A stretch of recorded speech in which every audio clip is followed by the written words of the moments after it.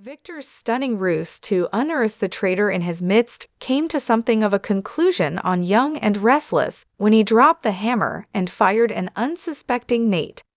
Jaws dropped, not only in the Newman office, but also amongst viewers who were left wondering what had just happened and what will come next. If you were confused as to why Nate was let go, even though he appeared to be trying to help the mustache, we can only tell you that the devil was in the details. Victor set the scene by telling Nate he was the only person he felt he could trust. This gave Nate the confidence to forge ahead with a plan that, on the surface, appeared to put Victor's needs first, but ultimately proved to involve an ulterior motive, however subtle.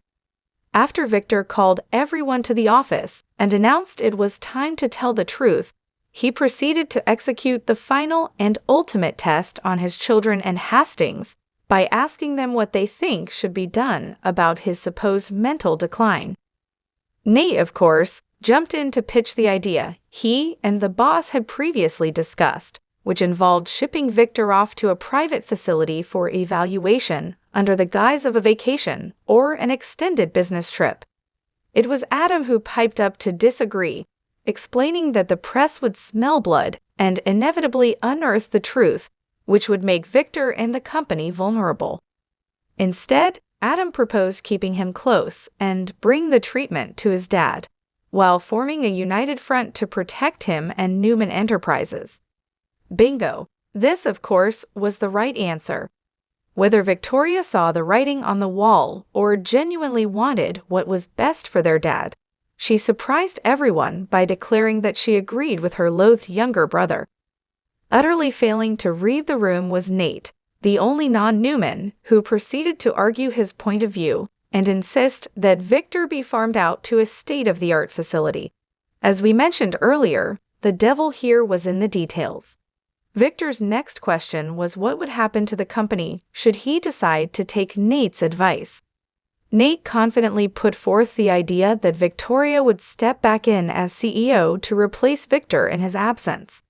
That, unfortunately for Hastings, was the reveal the Black Knight was looking for.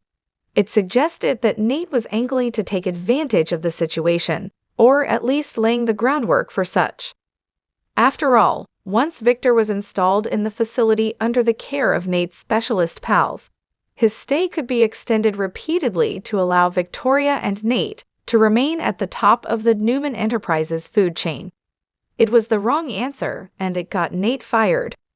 So what's next? Perhaps the unimaginable, 3 of Victor's children all working together at Newman Enterprises. Well, maybe it's not quite so unimaginable now.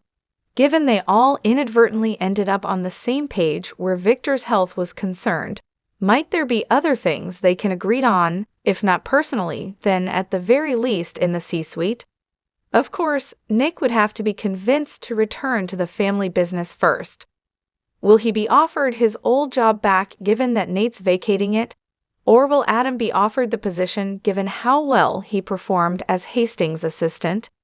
Victoria, for her part, may have been taken down a peg by her boyfriend's abrupt dismissal, and may be more willing to play her work well with others, namely her brothers. On the flip side, Victor's children may be so incensed by him employing such a cruel ruse to test them, that Adam and Victoria will quit and Nick will refuse to ever come back. It could happen, but we're thinking that's unlikely. If it does, well, Victor's still got Abby, who is blissfully unaware that any of this has even gone down. Nate, meanwhile, is almost certainly headed back to Chancellor Winters in this latest round of Young and Restless musical jobs, which should make one Aunt Mamie very, very happy. What do you think is up next for the Newmans and Nate? Let us know in the comment section.